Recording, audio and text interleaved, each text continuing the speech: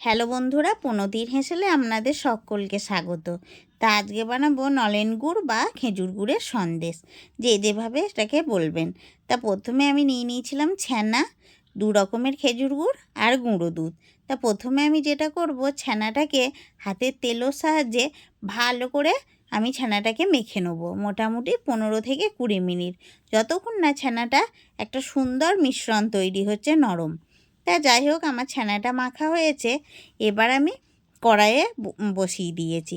কড়াই বসিয়ে দেওয়ার পর এখানে আমি হাফ লিটার মতন দুধকে ভালোভাবে জাল দিয়ে সেইটা আমি কড়াইয়ের মধ্যে নিয়েছি, যে আর তারপরে আর বেশিক্ষণ জাল দিতে হয়নি। তা এইটা হয়ে যাওয়ার পর এবার আমি গুঁড়ো দুধ নিয়েছি। গুঁড়ো দুধটা আমি দিয়ে দিলাম গরম দুধের মধ্যে, যা ভালো করে মিশিয়ে নেওয়ার পর যেই মিশে গেছে, এবার আমি দিয়ে দিলাম যে শক্ত খেজুরের গুড়টা নিয়েছি, বা যেটাকে ভিড়ে বলে খেজুরের গুড়ের, সেইটা আমি 50 গ্রাম মতন ব্যবহার করেছি।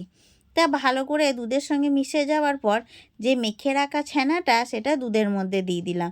এবার ভালো করে নাড়াচাড়া করে দুধের সঙ্গে ছানাটাকে মিশিয়ে নেওয়ার পর এবার আমি খানিকটা দিয়ে দিলাম খেজুরের ঝোলা গুড়, বা যেটা ঝোল গুড় বলে সেটাকে দিয়ে এবার খুন্তির সাহায্যে ভালো করে নাড়াচাড়া করতে করতে যখন দেখব আর একটু ছানাটা রসটা মরে এসেছে, তখন আমি আর খানিকটা দিয়ে দেবো হচ্ছে খেজুরের ঝোলা গুড়টা। কারণ যেহেতু এটা খেজুর গুড়ের সন্দেশ, একটু খেজুরের গুড়ের পরিমাণটা বেশিই দিতে হয়। তবে আমার কিন্তু পুরোটা লাগে নেই, আমি খানিকটা রেখে দিয়েছি, এই ছোটো বাটির 1 বাটি থেকে খানিকটা। তা যাই হোক, ভালো করে খুন্তির সাহায্যে সন্দেশটা সুন্দরভাবে নাড়াচাড়া করতে করতে যে নলেন গুড়ের সন্দেশ বলছি, তার পাকটা চলে এসেছে আর একটা সুন্দর কালার এসেছে, আপনারা নিশ্চয়ই বুঝতে পারছেন। তা এইভাবে আমি খুন্তির সাহায্যে ভালো করে পাকটাকে যতক্ষণ ইচ্ছা ততক্ষণ দেবো। তা যত বেশি পাক দেওয়া যেতে পারে সন্দেশটা, তত বেশি খেতে ভালো লাগবে। তা আমার কাছে যেহেতু সন্দেশ বানানোর ট্রে নেই, তাই আমি একটা থালাতে ভালো করে ঘি ব্রাশ করে নিলাম, দিয়ে সন্দেশের পাকটা দিয়ে দিলাম, দিয়ে খুন্তির সাহায্যে একটা সুন্দর শেপ বানিয়ে নিলাম।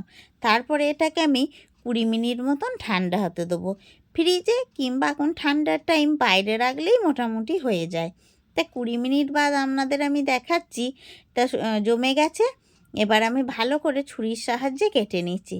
তা বন্ধুরা, এইভাবে যদি আপনারা একবার বাড়িতে বানিয়ে সকলকে খাওয়ান, কেউ বুঝতেই পারবে না এটা দোকানের বানানো না বাইরের কেনা বা কিংবা বাড়ির বানানো।